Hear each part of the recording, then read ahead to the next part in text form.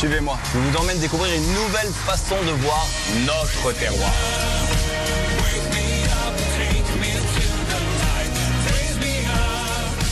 Je suis avec Joël Phillips, l'heureux propriétaire du restaurant Esprit Terroir à Strasbourg. Bon, ça va Joël? Ça va très bien. La forme? La tout forme, bien? La forme, tout bien. T'as quel âge toi? J'ai 27 ans. 27 ans. Et qu'est-ce qui t'a décidé de te lancer aussi jeune dans l'aventure? L'envie de me lancer parce que ça fait déjà 14 ans d'expérience dans la cuisine et puis j'avais envie de montrer ce que je sais faire, de faire ma cuisine. Voilà. Plus de reproduire la cuisine d'un chef, mais de faire ce que je sais faire. Alors, il y a d'un côté faire sa cuisine, mais aussi gérer un établissement. J'ai fait un gros parcours dans toutes les maisons étoilées de la région déjà, et puis un petit tour 2 ans dans le Jura. À Sampan, chez Romuald Fassenet, qui est meilleur ouvrier de France, j'ai été son bras droit pendant 2 ans. Et là, forcément, on est intéressé à la gestion des produits, à la gestion d'un restaurant au quotidien, les soucis, les bons comme les mauvais moments, donc on voit tout, donc il n'y a pas de problème pour ça. Esprit terroir. Ça veut dire quoi pour toi l'esprit terroir? Alors l'esprit terroir, ça veut dire plein de choses pour moi. Ça veut dire déjà d'une, pas se limiter au terroir alsacien et travailler des produits de saison. Donc on va travailler des produits de chaque terroir en France, les meilleurs produits, des produits de qualité, avec une carte qui va changer tous les 15 jours, 3 semaines, en fonction de la saison, des meilleurs produits qui se trouvent sur le marché. Tu es passé par les concours meilleur ouvrier de France il y a très peu de temps. Donc les qualifications, on va dire ça comme ça, il y a très peu de temps. Ça s'est bien passé, je crois. C'est très bien passé. Tu finis second au Trophée Masse. Ouais.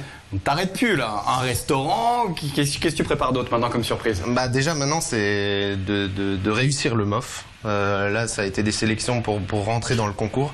Déjà maintenant c'est de le réussir parce que le col bleu blanc rouge c'est quelque chose qui me tient vraiment à cœur.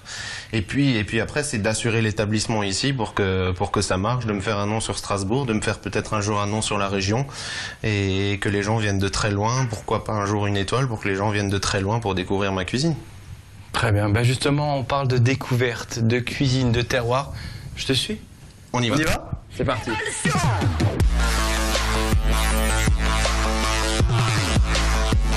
Bon bah écoute, on te suit, c'est quoi ta recette exactement? Donc ça sera un carpaccio de langoustine en marinade de yuzu, gingembre et rhubarbe avec un gel de kumquat. Bon bah, moi j'ai hâte de le voir bosser. C'est parti. On va préparer les éléments de la marinade. On va éplucher notre gingembre, la carotte. Donc voilà, nos éléments pour la marinade sont prêts. On va tout tailler en brunoise. Alors notre brunoise de gingembre et d'échalote, on va bien les faire confire dans une grande quantité d'huile d'olive. On va rajouter les carottes et la rhubarbe crue. On va décortiquer les langoustines. Tu me files un coup de main, Nico? C'est tout simple. On va détacher déjà la tête de la queue de la langoustine. Comme ça. Voilà. Et puis ensuite, on va enlever cette carapace qu'il y a autour. Et tu vois, il y a un petit boyau au fond. Ouais. Qui normalement devrait venir avec si tu vas bien.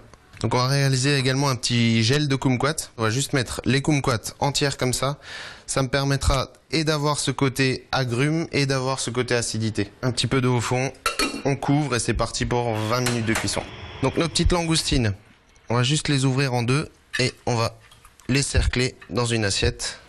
Donc voilà Nico, notre marinade, donc elle a été cuite. J'ai rajouté la rhubarbe à la fin de la cuisson et j'ai tout mis à refroidir pendant une demi-heure et voici le résultat. Pour donner un petit peu de peps à notre marinade, on va rajouter des petits oignons rouges. Alors ces oignons rouges, je les ai hachés, j'ai rajouté un peu de citron et je les ai cuits au micro-ondes pendant 10 minutes. Notre jus de yuzu. Alors yuzu c'est un agrume japonais, quelques petits zestes de citron vert, ma petite huile d'olive parfumée à l'agrume, un petit peu de ciboulette, notre gel de kumquat que tu as si bien mixé tout à l'heure, le voici, et notre petite marinade qui va donc venir assaisonner notre carpaccio de langoustine. On a une petite feuille d'huître végétale, on va tailler une petite julienne. Donc ça rapporte le côté fraîcheur, côté iodé. On va également ajouter de la bourrache, qui a également un bon goût d'huître. Une feuille de shiso.